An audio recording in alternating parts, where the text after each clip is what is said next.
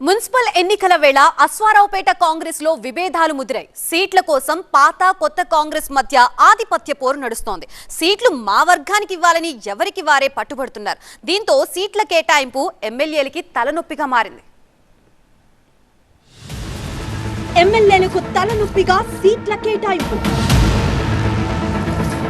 పాత కొత్త కాంగ్రెస్ మధ్య ఆధిపత్య పోరు.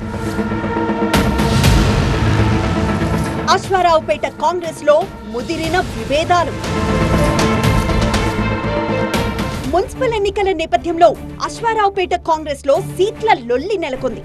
పార్టీలో రెండు వర్గాల మధ్య సీట్ల పంచాయతీ నడుస్తోంది. మొన్నటి వరకు మేజర్ పంచాయతీగా ఉన్నది ఇప్పుడు మున్సిపాలిటీ కావడంతో మొదటిసారి ఎన్నికలు జరుగుతున్నాయి.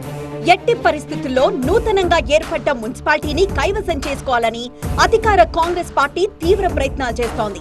అయితే సీట్ల కోసం పాత కొత్త కాంగ్రెస్ నాయకులు కార్యకర్తల మధ్య ముదిరిన విభేదాలు స్థానిక ఎమ్మెల్యేకు తీవ్ర తలనొప్పిగా మారాయి. అశ్వారావుపేట నియోజకవర్గం పరిధిలో పంచాయతీ ఎన్నికల్లో బీఆర్ఎస్ కాంగ్రెస్ పార్టీకి గట్టి పోటీ ఇచ్చింది. ఢీ అంటే ఢీ అనేలా పోటీ ఇచ్చి మెరుగైన ఫలితాలు సాధించింది. ఈ నియోజకవర్గంలో పాత కొత్త కాంగ్రెస్ వర్గాల మధ్య అంతర్గతంగా విభేదాలున్నాయి. ఇప్పుడు మున్సిపాలిటీలో పైచేయి సాధించాలని రెండు వర్గాలు ఎత్తులు వేస్తున్నాయి. పార్టీ గుర్తుల మీద జరుగుతున్న ఎన్నికలు కావడంతో పార్టీలు జాగ్రత్తలు తీసుకుంటున్నాయి. మొత్తం 22 వార్డులకు గాను 18 వార్డుల్లో అభ్యర్థుల సర్దుబాటుపై చర్చలు జరిగే సమయంలో రెండు వర్గాల మధ్య తీవ్ర వాగ్వాదం జరిగింది. అశ్వారావుపేట మండలంలో 27 పంచాయతీలుండగా పంచాయతీ ఎన్నికల్లో కాంగ్రెస్ నాయకుడు జూపల్లి రమేష్ వర్గం 16 పంచాయతీలను కైవసం చేసుకుంది.